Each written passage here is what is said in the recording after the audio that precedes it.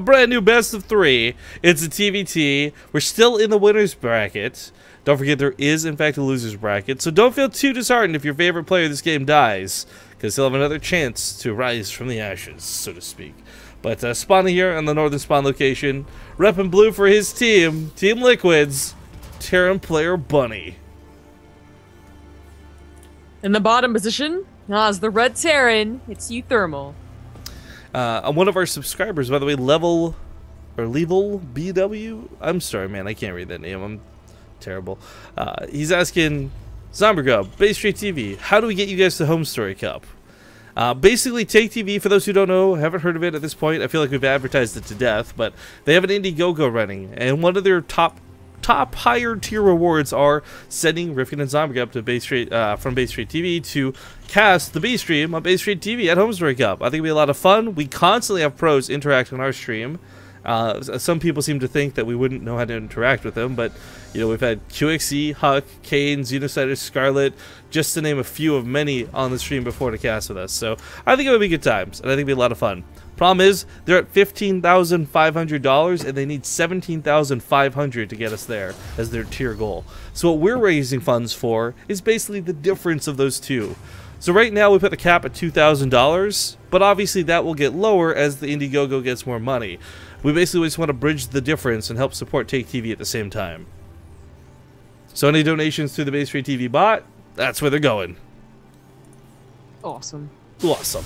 Now, interestingly enough, someone in chat also went to Eligulac and said they're a little surprised that uThermal's TVT was so good.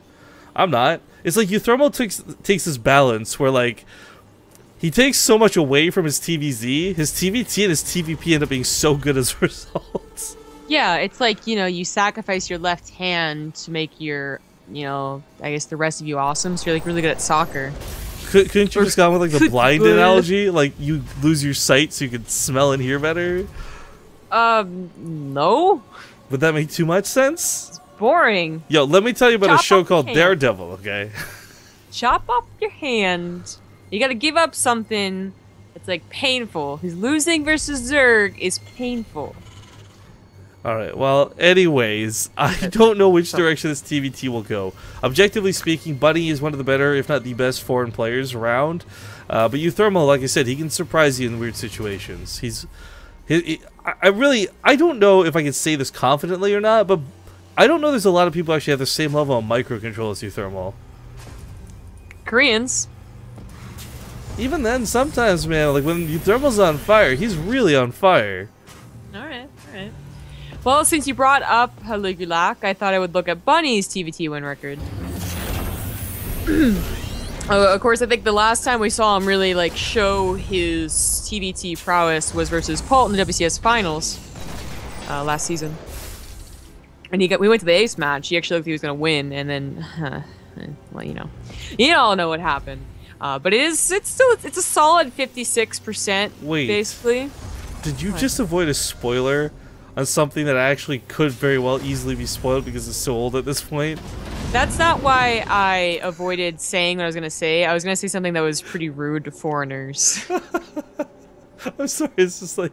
You know what I mean? This is a weird moment for me. Like, you know what I mean? And you probably know what I was going to say, right?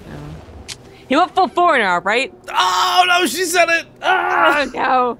Bans everywhere, Reddit threads everywhere. Anyways, but his TVT, while solid, it's not as good as uThermal's, just straight up.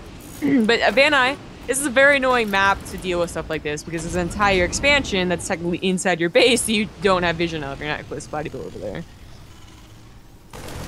Well, this is a bit of an interesting attack. The Widow Mine is actually going to be huge.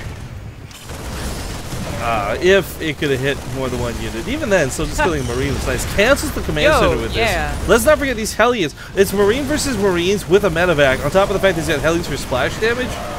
We do have a Widow Mine coming on the backside here. This was getting a little bit messy, to say the least. But even through all of this, as long as uThermal gets that medevac at the bare minimum out of this alive, not to mention these other units, he comes out ahead a couple of workers. How is his defense versus Banshees back at home, though? That's the main question. Bunny was kind of indecisive. He brought the Banshee back, but then realized it was already halfway over, and so he puts it back. Oh, but even still, he might get his own cancel on uThermal's command center. Possibly, yeah. Same time, though, uThermal's still going ham on the SCVs. That one of mine is on cooldown. I guess he lost the Helling to it while we looked away there for a moment, but this is getting pretty drastic. Pretty messy. That one of mine's off cooldown. Oh, he's gonna get this out alive. Are you for real? No, he's gonna rebro it. Draws the fire of the Marines. Goes off on the SCVs. Oh! Getting nasty. That might be too much damage. He might still cancel. Oh, he doesn't even cancel it. So I think that is too much damage. And uThermal, by the way, again, I just want to credit the fact that he's doing all this dancing in Bunny's base while simultaneously defending. Yeah, he's macroing fairly well. Fairly well. The Raven doesn't even die. GG. That's the control Rifkin was talking about. Yeah, he is a sick player, but holy fucking shit, Zombie Grub. What?